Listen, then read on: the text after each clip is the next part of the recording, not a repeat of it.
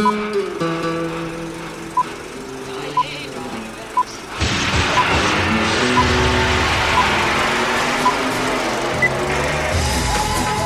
to the Reviews Without Remorse podcast with Joe and Dave. Be warned, the discussions in this podcast may contain detailed spoilers. For spoiler-free reviews of newly released films, be sure to check out our show on our YouTube channel.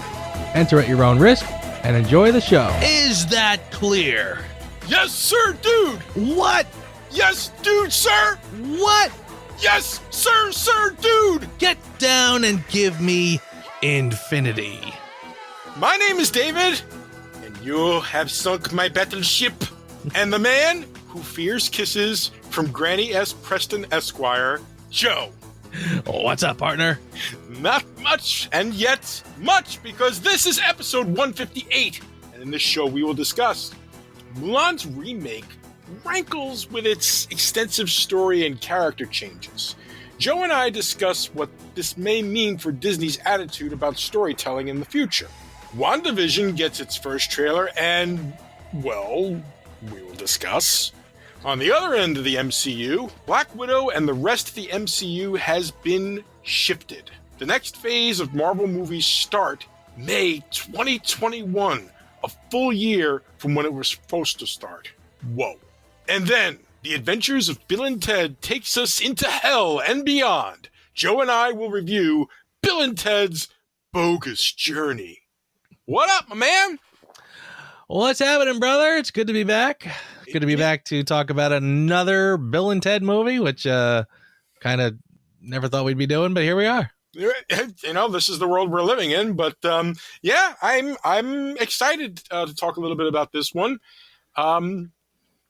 And actually, the rest of the topics are all very interesting tonight, and I'm curious to see where we land on all of that as well. So let's get to it. Do you know why the Phoenix sits on the right hand of the Emperor? She is his guardian, his protector. That she's both beautiful and strong. Your job is to bring honor to the family. Do you think you can do that? So, in the original movie Mulan struggles in her role at pretending to be a son from her family. You know what? Let me rewind that a little bit and just say the original story of Mulan is she is one of two daughters to a man who is being conscripted into the army. And the way it worked is, if you know, the male from each family had to be sent to the army. It was a requirement, and that's what it was. And since he was the only male in the family, the father was going to go. Mulan disguises herself as a boy to prevent her father from going to war and dying. And as the movie progresses, her character grows. She is not as strong as the other characters, but she's determined and she perseveres. And that's how she rises to the top. Okay? It's actually quite a really good story, a very good, and, you know, to a lesser extent, or actually, no, to a greater extent, you know, you want to talk about female empowerment? The original animated movie did it beautifully. Okay? Because it didn't ignore the realities of what a woman would have to face, you know, trying to join an army full of men. It didn't sugarcoat it. It seems that in the remake of Mulan, she's basically Rey Skywalker. Pretty much. And you know what? I shouldn't even call her Rey Skywalker, because that just feels like an even bigger slap, because it's more Rey Palpatine, whatever. You know, I'm not, you know, now I'm getting into like nitty gritty stuff. But what I mean by Rey Skywalker is this, because, you know, I'm sure there's people who are going to be like, oh, well, you know, Rey is a great character, whatever. You know what? You're entitled to your opinion. But the bottom line is that all the greatness of Rey's character was simply because the bitch was powerful with the Force. That's it. That's the greatness of her character. That's what makes her great. There was no conflict. There was no, you know, trials that she had to overcome. You know, the greatness of Luke was there before he was even a full Force wielder. Okay? He had inklings of the Force in the first movie and worked his way up. But you know what? I don't want to make this into a sexist thing. My bottom line is this. When I say that I'm comparing her to Rey is because now Mulan has chi. And she's very powerful with chi. Mm. So that's why she can crouching tiger, hidden dragon, yada, yada, yada, so on and so forth. Yeah. That's that. Yeah. So basically now she has metachlorians or, Yes. Well, chi, that's, that must be, Chinese for midichlorians, I guess.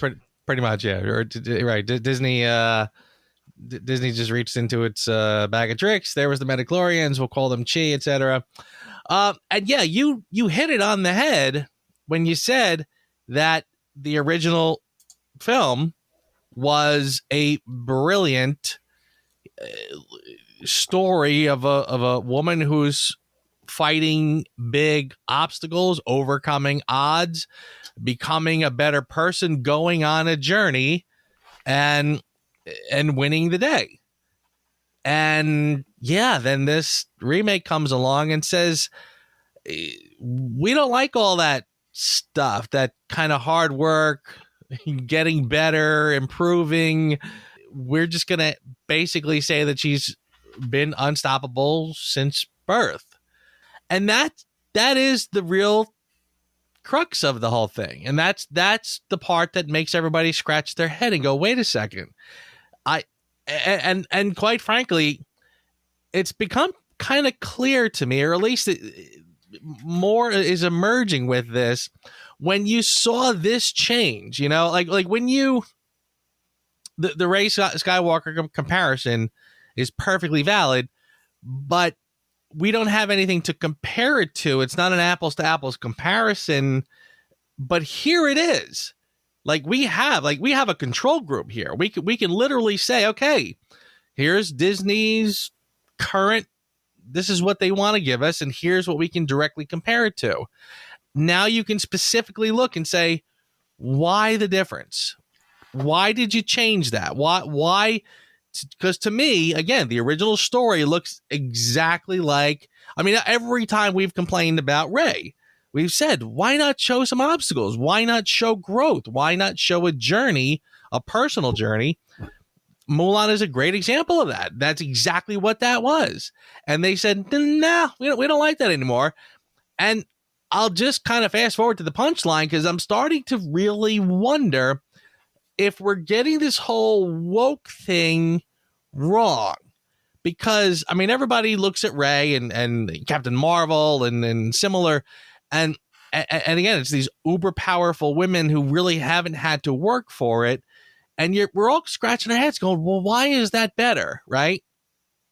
I'm starting to wonder, maybe we're kind of missing the point. Maybe the point is not so much woke in terms of, female empowerment. They're just kind of getting it wrong. Maybe this is an appeal to millennials who frankly don't like working at stuff. Broad generalization, but I see where you're coming from. And it's not a criticism of millennials. It's a criticism of Disney's opinion of millennials. That is a much better way of putting it. Thank you very much. That's an interesting take. I like that. My thing is, I can almost foresee what it is they're trying to do. Okay? It's like, we want to make female characters that are like Superman. It's like, that's a wonderful idea. Why do you have to take an established, beloved character and ruin it to fit this narrative? Why not create a narrative out of something new and fresh? Why did you have to take Mulan and sully her with this? Okay, even the other remakes, they didn't go nearly as far with the changes. And I understand wanting to update and all that other stuff, and there are ways you can do that. This is a terrible, terrible way to do this. This is not the way you try to say, we care about women, we care about female empowerment, which to me, is an absolutely fine, goal to have. There's nothing wrong with wanting to appeal to female empowerment, to give women their Superman.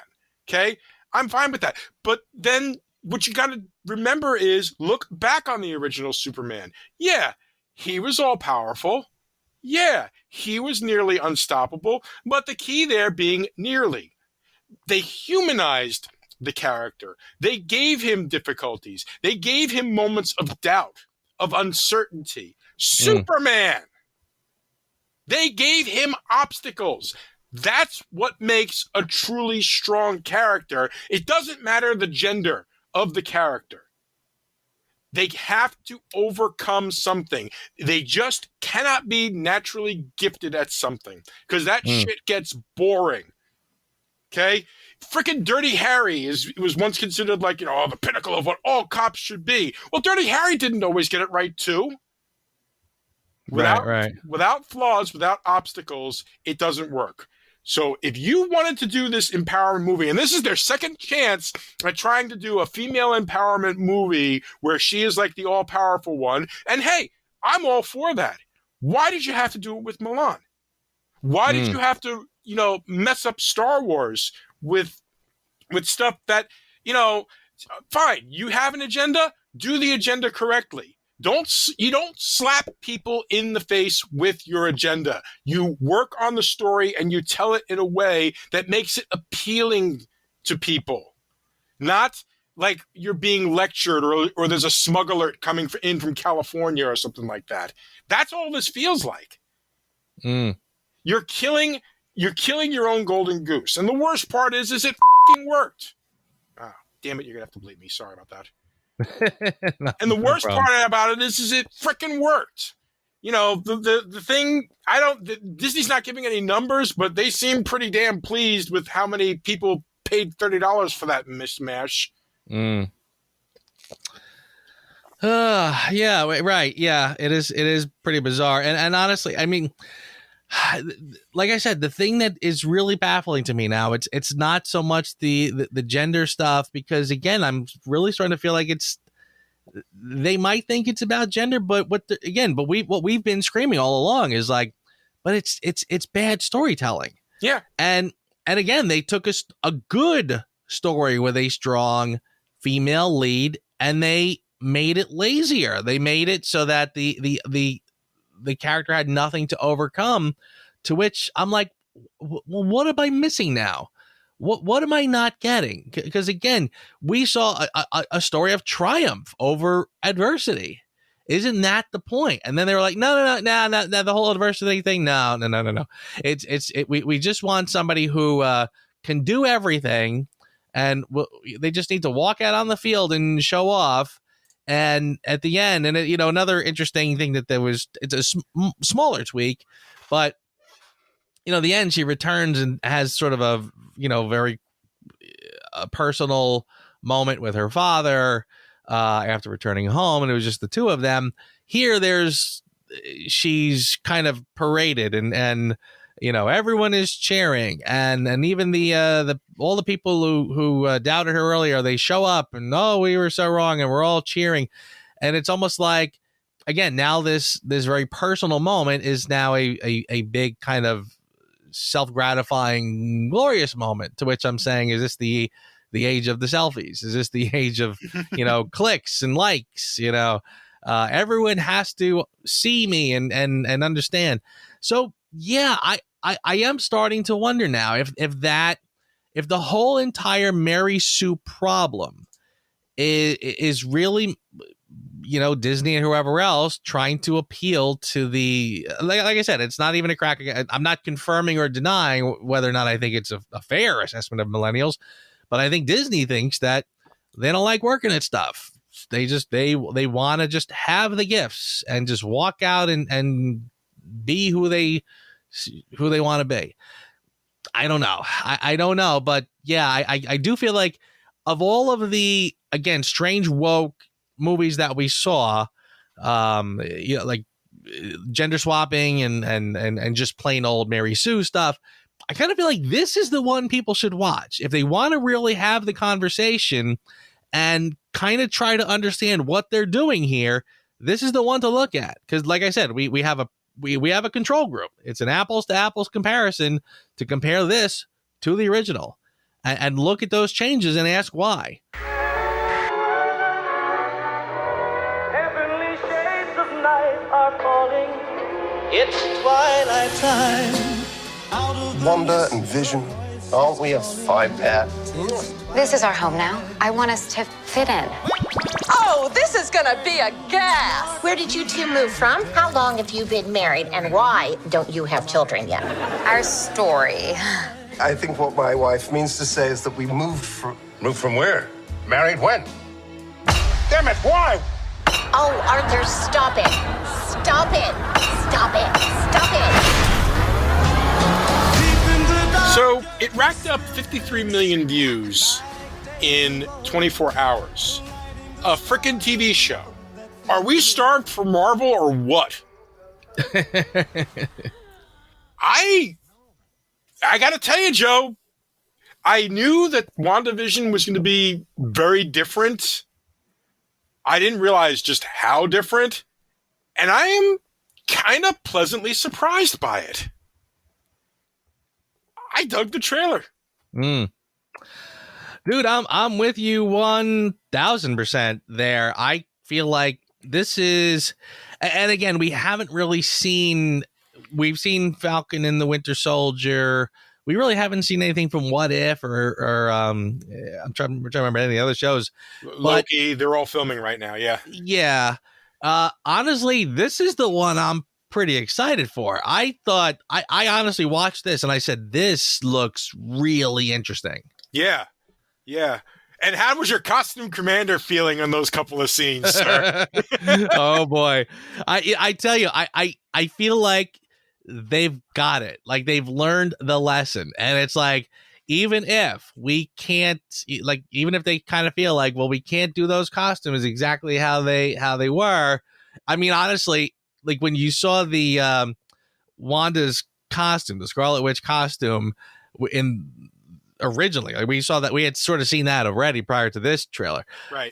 You kind of almost sort of was getting the idea. It's almost like whoever's doing the costumes is very clever, because it's not simply a nod to the costume itself. It's not simply fan service showing us, oh, there's the costume. But when you see it, it's kind of tied up and the thing looks like sort of a tiara. It almost was fitting into that 50s-ish setting. This is obviously like a Halloween costume or something, but it kind of still had that vibe. Like if I made that costume today, obviously it would look different. If I made it then, this is how it would look. And I almost was sort of getting, it was like they're sort of suggesting this is, even though we can work it in here, we're also sort of showing the limitations of that kind of a costume and why we really couldn't pull it off. So we can sort of do it in a kind of a tongue-in-cheek sort of way. So I thought, I was, just that alone was sort of giving me like, this is a pretty smart show. This is a pretty smart group putting this together. And yes, when I saw the vision, I was like, there it is. And again, kind of sort of illustrating that this was a costume from another time period. Like, it's almost like that big collar made you think of like the disco era, you know? So honestly, I thought it was a very clever use of not only did I get a charge from seeing it, but I thought the use of it was very clever. I agreed. There is something and the fact that this is basically leading into the next Doctor Strange movie, which is being directed by Sam Raimi. You know, and it's called the Multiverse of Madness or whatever, or something along those lines. Just, it really, really excites me. Yeah. You're absolutely right about the costumes. The way that they incorporate it is perfect. The whole look and feel of everything feels perfect. There's like a strangeness to this, and it just feels so Scarlet Witch in later comics. By the way, I wanted to point up a couple of I had to get my comic nerd on for a minute here and point out a couple of things. Number one, do you remember in the trailer the African woman who's flying through the air backwards and is 1 minute in day and then she's in night and then she lands on the ground unconscious and they kind of close in on her face? That is Monica Rambeau. Oh, yes. Okay. That's the actress who's playing the grown-up version of the daughter from, and we know who Monica Rambeau is in the comics. She was the second Captain Marvel, the one from Secret Wars. Right. Okay. Now, here's the other interesting one. The character, the witch character, the one that laughed when Vision said, asked her, oh my God, am I dead? And Vision's like, why would you think that? Because you are. That actress, Catherine Hahn, is playing a character called Agnes. I swear to you, that's Agatha Harkness. Guaranteed that's Agatha Harkness. And for those who don't know, Agatha Harkness was originally, she started off as like a nanny to the Fantastic Four, but she wound up being the woman that trained Wanda in witchcraft. Because, Wanda just had her powers, but this was Agatha's the one that trained her in witchcraft. So we're definitely getting into some magic territory here. But the last big thing that I wanted to point out, got to point this out. At one point, they show a bottle of wine being poured, okay? And they do a kind of a close-up of the bottle of wine, magically being poured. The words are in French. When translated into English, they say, House of Misery. Okay, and this is the words on the bottle? On the bottle of wine. Oh. Okay, or House of M. And for you real comic book lovers out there, everybody knows that at the end of House of M, the Scarlet Witch uttered the infamous words, no more mutants, and destroyed mutant kind on Earth. Right, okay. Theoretically, maybe Feige's pulling a fast one on us, and this is what makes the mutants. Oh, I like that. I like it. That is interesting. Okay. Yeah. I have shown my nerd card for the day. I feel like I've accomplished something. I am good. Looking forward to this. Can't wait for this. Same here. Honestly, I like I said, I think this is it looks inspired. I mean, it really does look like this is going to have multiple levels of unraveling, what's actually happening. And I think I'm really looking forward to it. Before I was an Avenger, I made mistakes. And a lot of enemies. 2009 was the last time we went a year without a Marvel movie. It made sense, because at the time, the first Iron Man and the Incredible Hulk were experiments. They didn't know if experiments were going to work out. It was only after Iron Man hit so huge that they started the machine that started making what was, for a time, at least one, sometimes up to 3 movies a year from Marvel. 2020 is now the first time since 2009 that not a single Marvel movie is being released into theaters. Mm-hmm. Black Widow has been pushed back to May 7th of 2021. Shang-Chi has been moved to July 9th of 2021. And the Internals have been moved to November 5th, 2021. No word on Spider-Man. But I don't even think they've started shooting it yet. Fudge you bat-eating sons of bitches! Yes, sir. Boy, this has been... Yeah, it's just, I'm saying to myself, like, I don't even really want to comment about what a year it has been.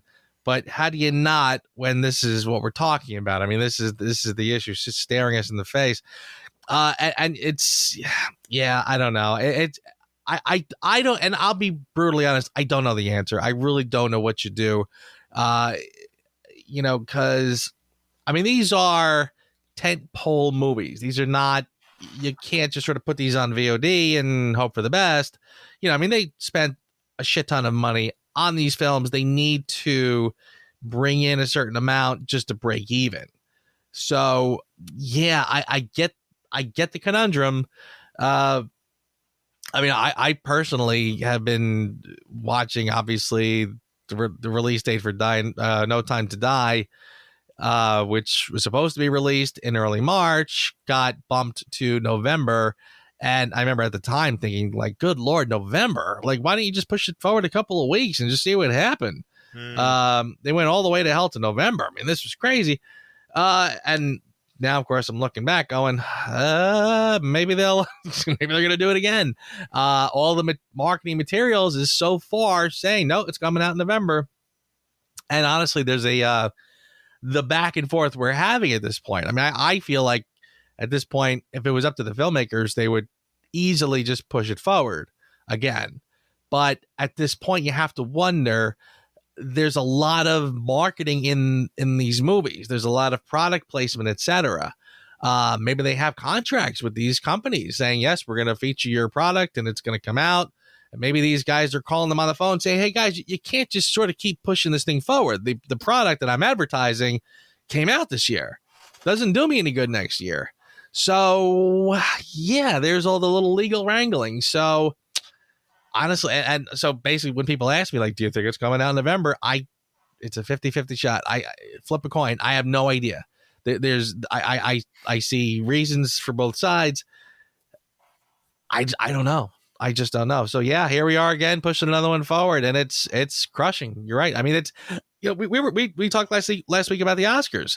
I'm like, what Oscars? What movies are out? So what the hell are they even gonna do awards for? I literally am asking myself, will they even have an Oscars this year, or will they just push it forward? Yeah, especially when they made such a big stink of saying, oh no, if it's released on a streaming service, it doesn't count. Right. Exactly. Love to see the freaking backpedaling on that. Yeah, I seriously, it's almost like somebody answered Spielberg saying, "Oh," or was this? Yeah, it was Spielberg, right? He was one of them. Yeah, saying like, "Oh, really? Well, guess what? Now all of them are going to be on, you know, and maybe even yours are going to be straight to video. So there you go. His got pushed back. He's directing a remake of West Side Story that got pushed back. Right. Yep. But we don't care about that because, you know, we seem to be a comic podcast, I guess. That's right. We like our comic and Star Wars movies. Damn it. I have a feeling we're about to embark upon a most unprecedented expedition. Once they made history. I must see to it that you die. Now, they are history. Bill and Ted are dead. Welcome to hell. A tyrant from the future creates evil android doubles of Bill and Ted and sends them back to eliminate the originals. Written by Chris Matheson and Ed Solomon, directed by Peter Hewitt, Bill and Ted's Bogus Journey. All right, first, I'm going to say this, and I'm hoping that it sets the tone of this review well. I like this better than the first one. Okay. Oh, perfect. That's a great reaction. Well, I don't want to. I'm not showing my cards yet, but please go on.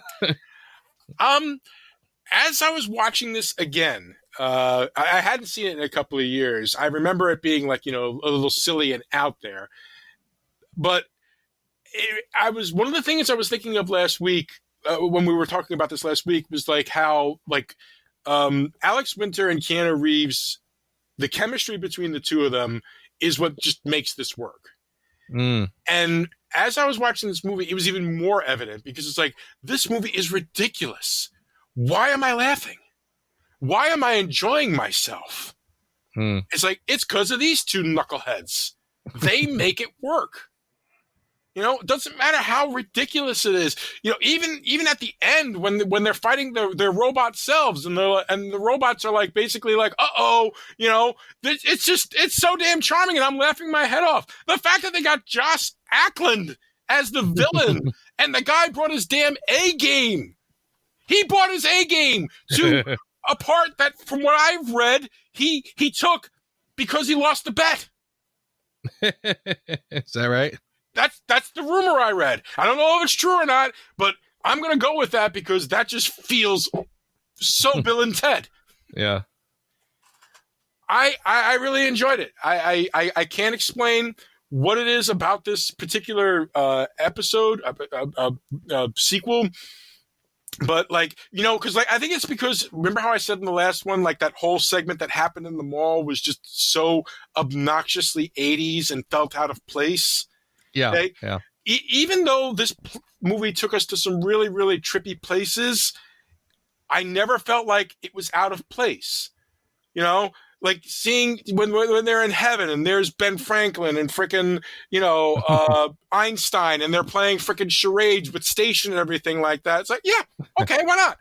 Why the hell not? Yeah.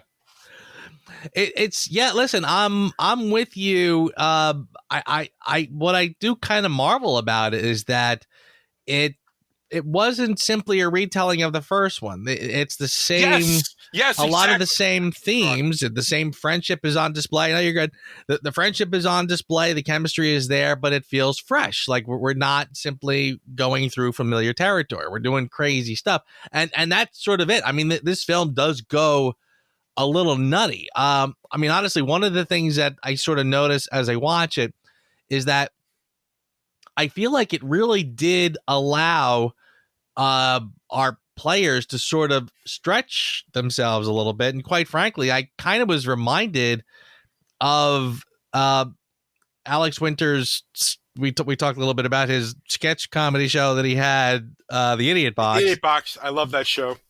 Right. I mean, it was just great. I wish that went on much longer than it did. But I was kind of getting a little bit of that Idiot Box vibe watching this. And I said to myself, I wouldn't doubt it if these guys got much more involved in the creation of the show and sort of allowed them to sort of show their stuff a little bit.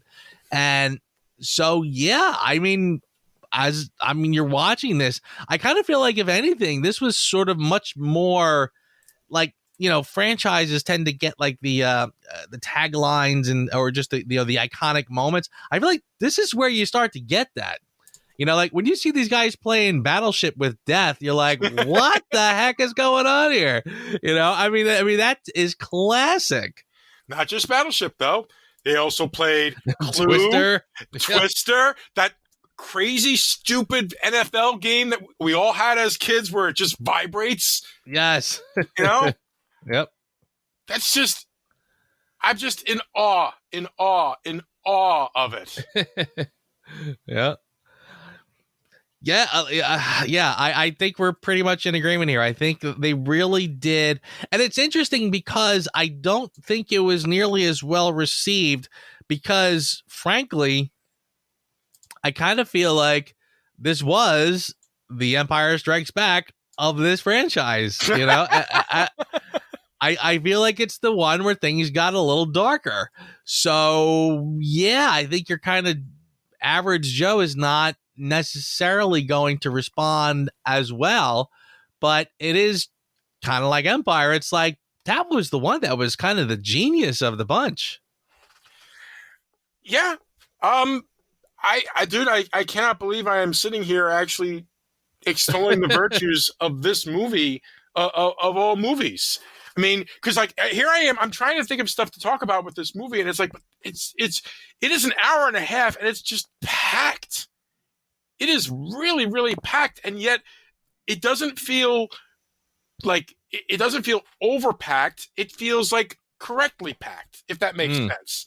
Okay, I mean, it opens up with, you know, there's George Carlin, and he is teaching a class, and he has brought the guitarist from Faith No More and Bach and you know and everything like that. And then in comes the incredible Josh Ackland, you know, doing his full Scaramango, for lack of a better term, you know, just and in that ridiculous costume.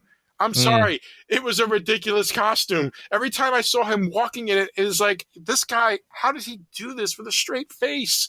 How did Carlin do it with that weird plastic PVC thing that he had to wear? My God. Anyway, that starts the story, traveling through time, Somehow George Carlin, I guess spoiler alert, somehow George Carlin gets Pam Grier's body. Good for him. I just Battle of the Bands, asking to marry the girls with the little plastic rings. They get killed by their robot guys. And honestly, it's a credit to the two actors that was one of the things about it I liked. It's like they play robot versions of themselves, but you always knew when it was the robot versions. And not just because somebody said, oh, it's the robot versions or anything like that. There was just a whole shift in, like, still they were doing that whole dude and so on and so forth, but there was just a difference in the way they came across. Like Alex Winter, I remember him from, I said it last week, I remember him from The Lost Boys. And how he was like the first one of them to die, and he was like a real jerk and everything like that. And then you see him in Bill and Ted, it's like, oh, he's so cute and nice and stuff like that. It's like here he brought back that little dark side of him, and I was like, I really feel like I have underrated both of these actors all of my life, and I feel like I owe them an apology. Right. Yeah, yes, 100%. Everything you said, right? The genius of, like, again, they're playing the robots, like you said. It's the robot version, it's the evil version, but they didn't have to be like, "Brr, we're mean, we suck," whatever. Like you would think they'd be kind of like fuddy duddies, like the girlfriends would hate them because now they're just boring and whatever. Mm-hmm. Like that would have been so easy. But they totally didn't do that. They made them right. They still had that kind of Bill and Ted personality, but kind of like sociopathic versions of Bill and Ted. They're still funny. They still have a good time. They laugh. They do whatever. They act like clowns. They just kind of don't give a shit about other people. So that's what's different. So yeah, you're right. I mean, there was so many times they could have taken the easy way out, and they just did not do that. This is like so not Jaws 2. It's not redoing the whole thing again. They went for it. And they easily could have gone that way. This is like almost the strangely stupid genius of these movies. Like, I feel like Chris Matheson and Ed Solomon don't get enough credit for these characters, for these movies. Because, yeah, you're right. It could have been so easy just to rehash it. Oh, just have them go through the time. You realize that they didn't travel through time until the end of the movie, and it was like 1 second. That was it. Bill and Ted did not enter the phone booth until the end of the movie. And most sequels would be like, oh, first thing we got to do, we got to get them back into the phone booth as quick as possible. Right. So the fact that they went off into an original direction and decided just like, to hell with it. Let's just, bring to life all those stupid, pot smoking moments that we had in college and see what the hell happens. Yeah. And somehow string all that together to make it work. Wow. And I got to point this out. Holy smokes. When I first saw this movie, and it's like William Sadler, the bad guy from Die Hard, the second Die Hard, as Death. Yeah. I was like, oh, well, I guess I love him. I thought he was amazing in this part. His stupid, Max von Sydow, esque accent, his expressions whenever he lost, best out of 7, damn it, all that. He just played this perfectly. Totally. And if they had told me that they did a sequel and he wasn't in it, I would have called foul. So I'm glad he was in the next movie as well. But I just wanted to give him a quick shout out because every time he was on the screen, he made me smile. Okay. Yeah. The guy who terrified me with his naked karate practicing in Die Hard 2, is making me laugh here.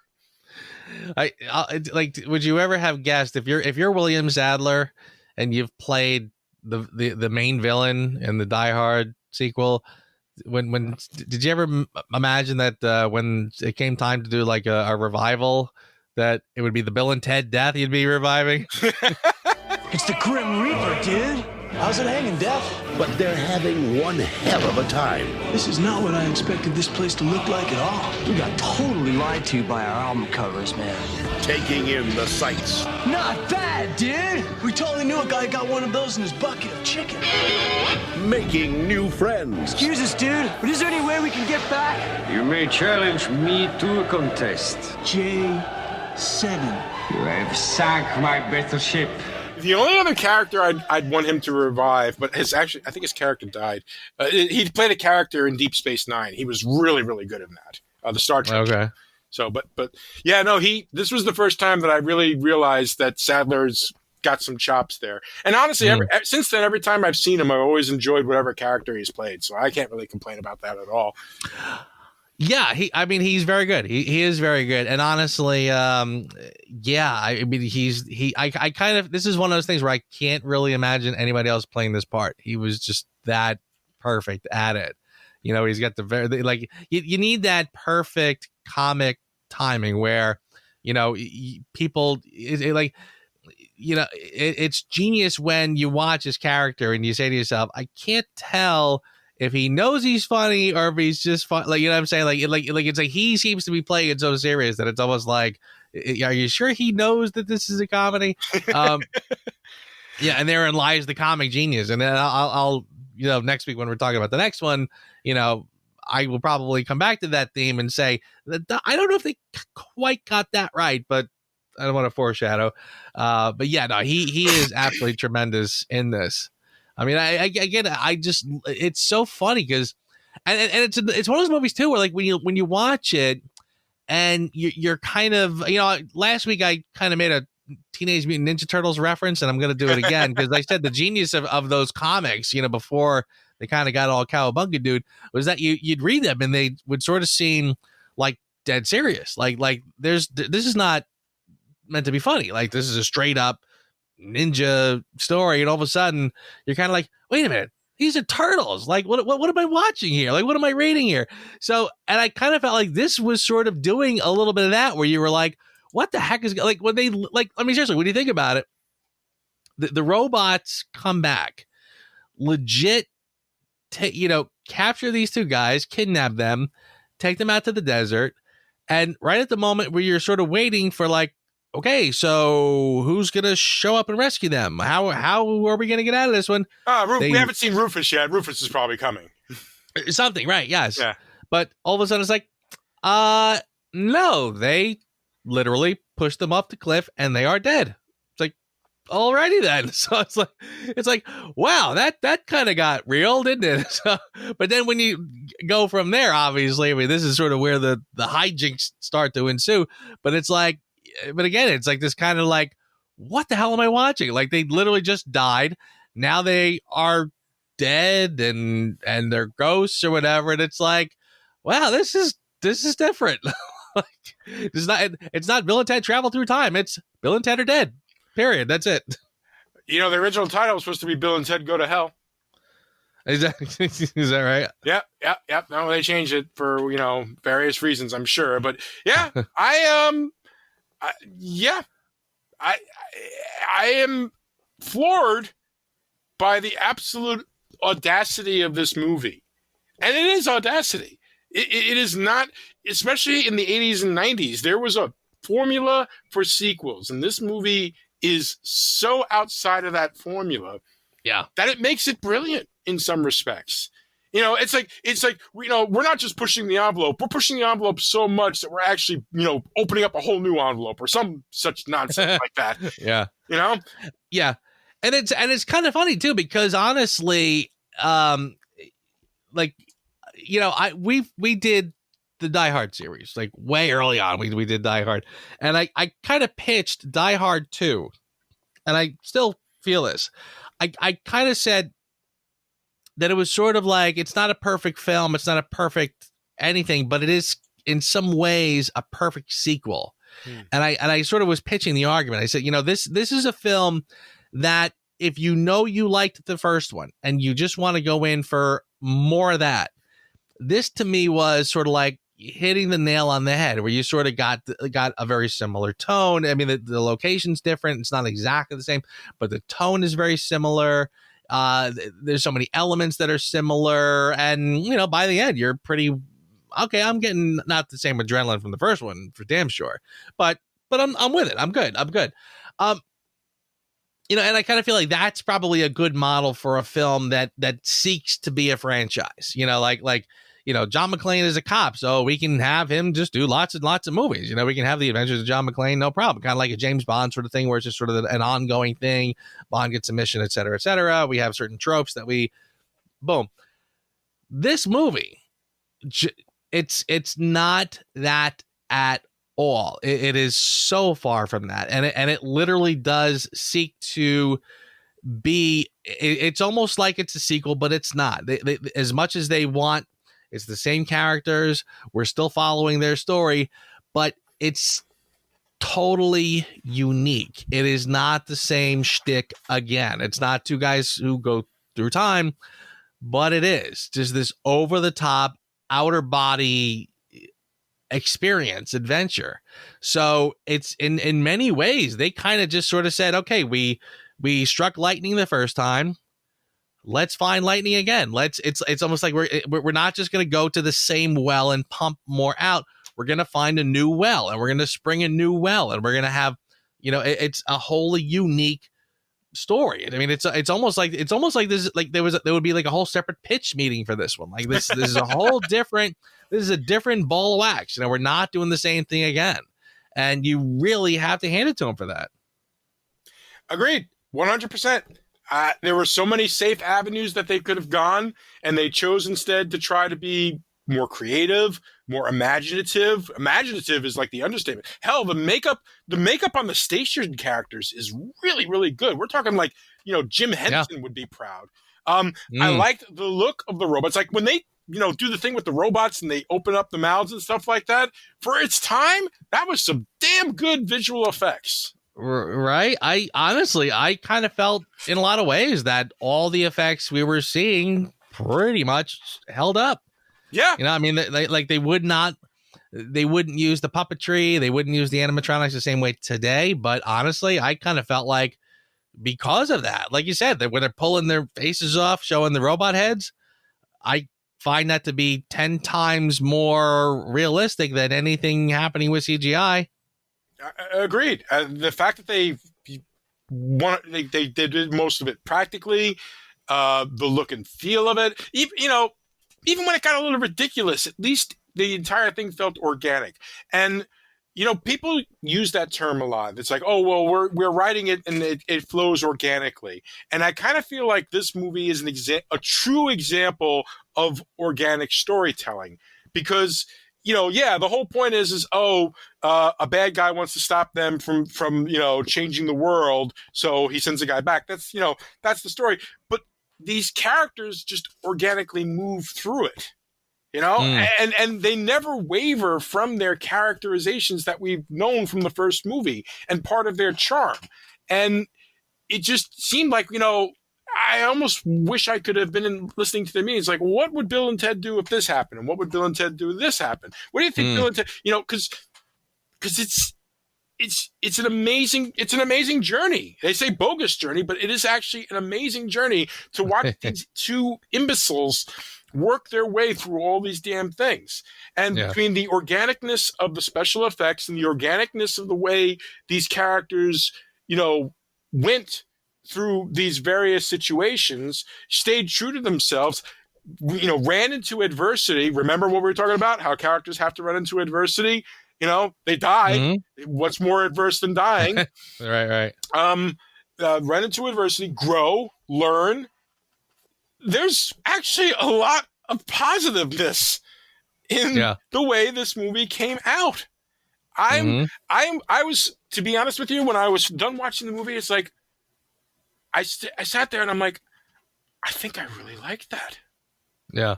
And I was surprised because I didn't remember liking it this much in the beginning, the first time I saw it.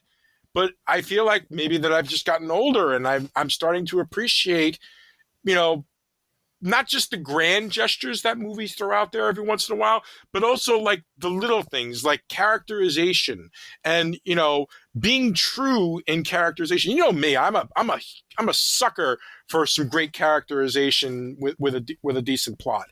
And this kind of has it both. This isn't getting a 10, but it is a hell of a lot better than I ever could have expected it to be. Yeah, I agree. I mean, that's it. I got to tell you, I love, I'm saying to myself, do I save this for next week or do I not? Do I mention it now? One of the funny things I sort of walked away with was how the end credits and, like basically the film is over and just throughout the end credits, there's like these sort of like newspaper clippings that would go by. Bill and Ted played in the Grand Canyon, stuff with them. I noticed that too. Yeah.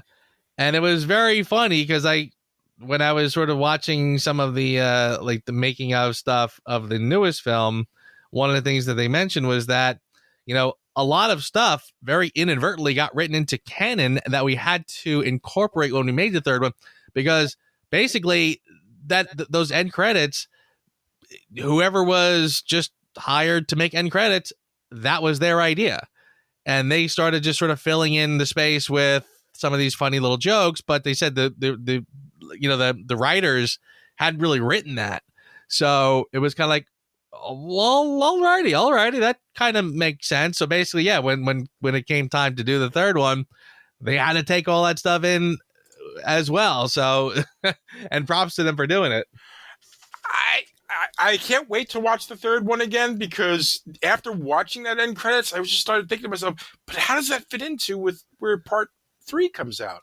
So yeah, and when I am going to watch it again, just as another reminder before we do next week's show. So yeah, that was actually, I had started writing that on my Who Asked You, but then I'm like, no, you know what? That's like complaining about the next movie, and I can't do that. I got to give it its own fair shake. Enjoying the family. No way! Invading the present. I totally possessed my dad. Battling the future. You're metal, dude! Excuse us, but your shoes are untied.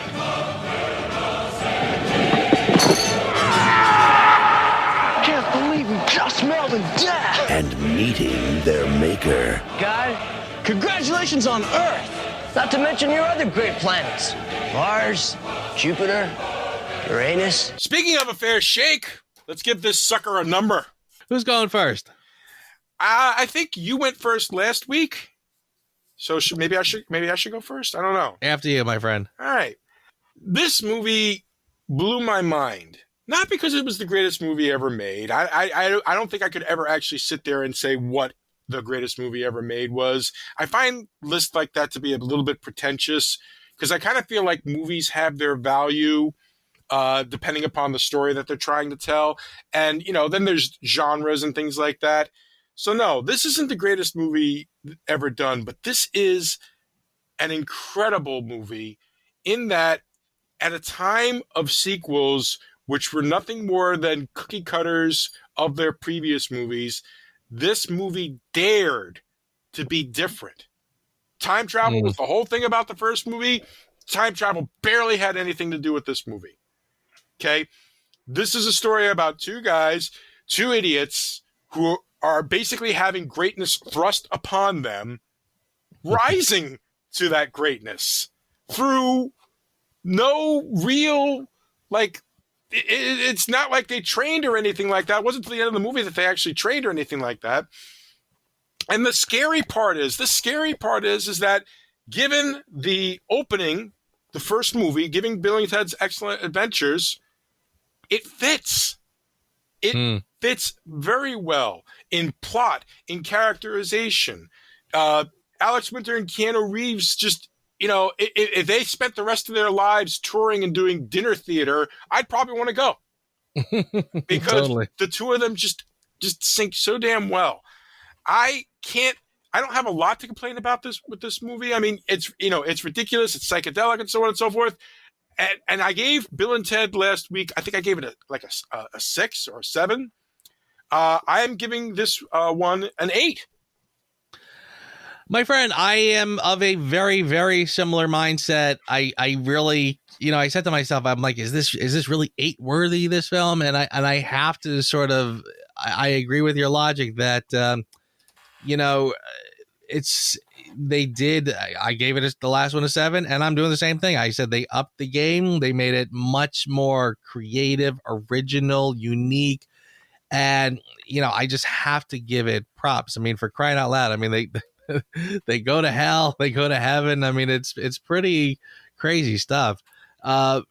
So yeah, I mean, it everything about it is, just so wildly unique that you really just sort of go, wow, I mean, how do you not love this? So yeah, I think an 8 is perfectly justified. It's like you said, it's not one of the greatest. I mean, I mean, in full fairness and full transparency, I mean, I've never even had these films. It's not like I ever bought copies of the DVD and had them on my shelf. Mm-hmm. And you'd think if it's an 8, you'd think that is the kind of movie that you would have.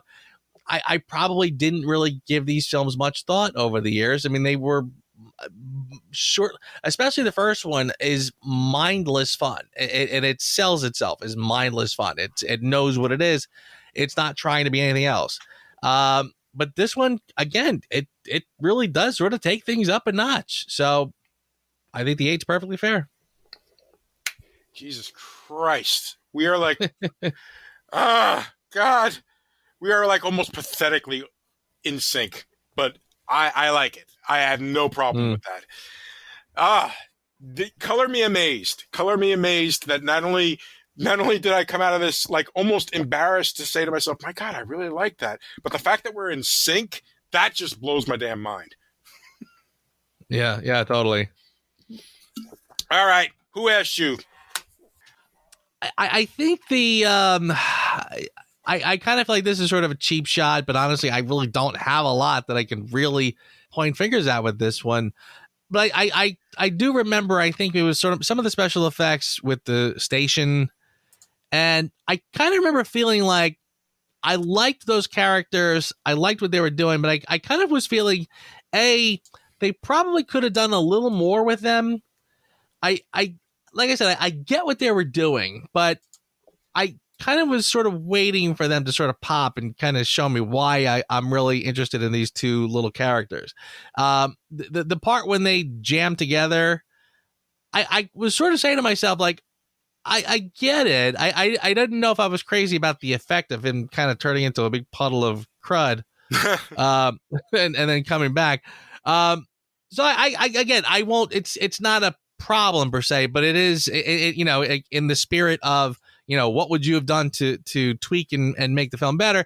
I a little more with them. I think maybe giving them some dialogue, the whole station thing, and like, all right, I get it, but give me a little more. Like, put it this way, like it was kind of like the I Am Groot thing, but not nearly as funny and clever and charming. So a little more with them would have helped. You know what? I'll give you that. I can't, from what I understand, the whole station thing came out of like a drunken stupor mistype, and they just ran with it. Yeah, that's what I read in the bio. But yeah, no, I'll give you that. I liked the way that they looked, and I liked the way that the actors that portrayed them, gave that little Muppet character to life. But yeah, and spoiler alert, they don't show up in the next movie. Good point there. Although I don't know if I would totally agree with that, but I guess we'll talk about that next week. Oh yeah, we will. We absolutely will. Okay, for me, I've kind of got, one is a nitpick and one is kind of like I'm not completely believing in this, so to speak. So I'll start with the one I'm not 100% sure about believing it. The criminal lack of George Carlin in this movie kind of bothered me a little bit. The fact that he was basically in the beginning and in the end, and that was it. And I kind of felt like it was a wasted opportunity, especially since, he is passed now, so he couldn't be a part of the new one. So that might be, that might be asking too much, because weirdly, the lack of use of him made the characterization of Bill and Ted even better because they did it on their own. They had to do this all on their own. They had no help. And it almost worked better for them. So, maybe it's too much.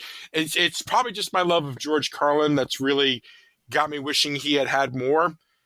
But if I'm going to be completely honest with you here, the thing that I hated the look of the future kids and costumings. I hated it. Yeah.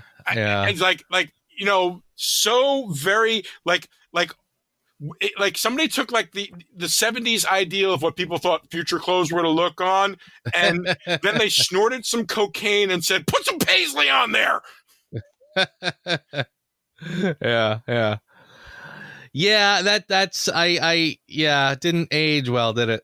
No, it did not. It's really the biggest turd in the punch bowl, to be honest with you. Not enough to kill the movie, but if there was anything I would change, I'd have gone a little more. Like in the first one, he had his trench coat, and he had his unicolor, and Clarence Clemens had the robe and everything like that, and that was fine. But the whole too much. Yeah. So for your consideration, I tell you what, there's one that I feel like there's an obvious one, and I'll not take that one. I will say that I thought the purgatory scene was brilliant and kind of fascinating, and I sort of loved.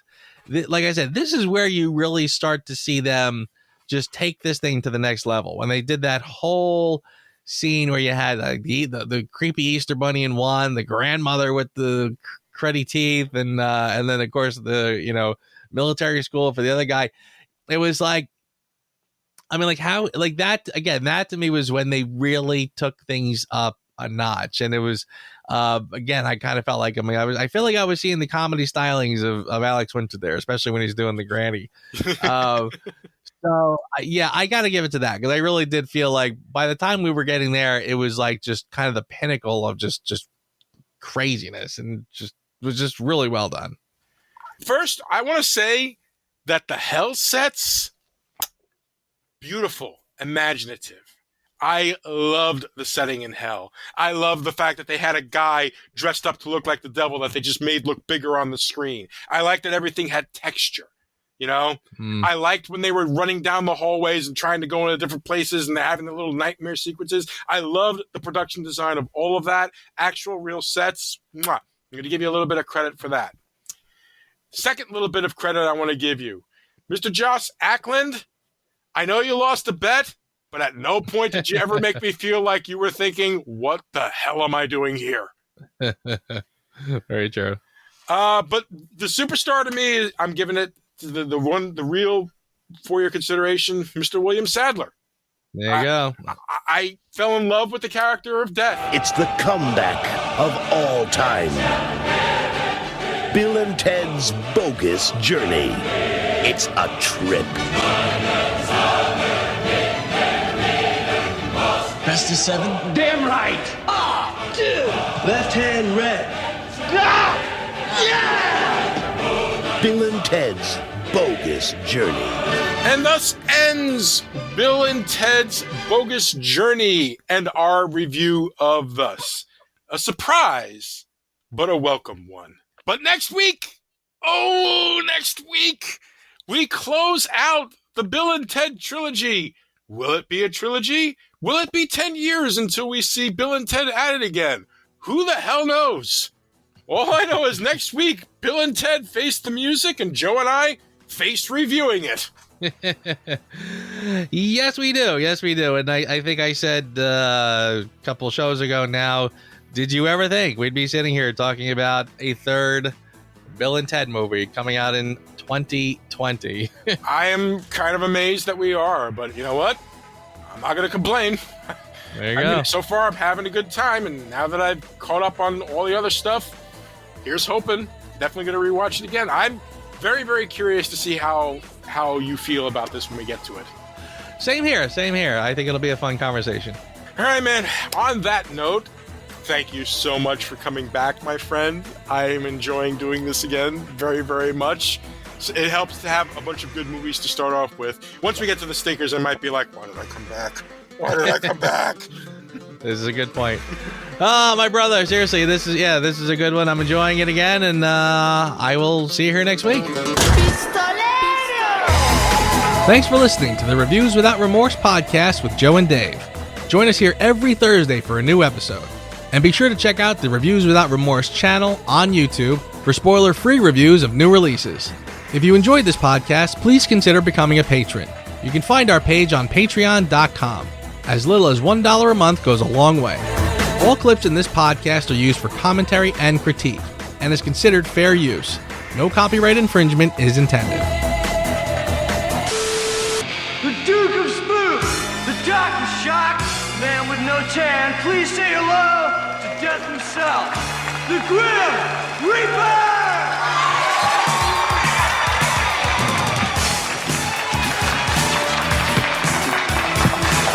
You might be a king or a little street sweeper, but sooner or later you dance with the Reaper.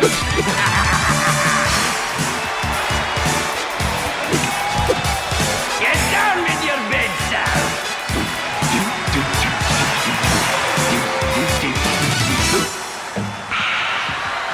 I love show business.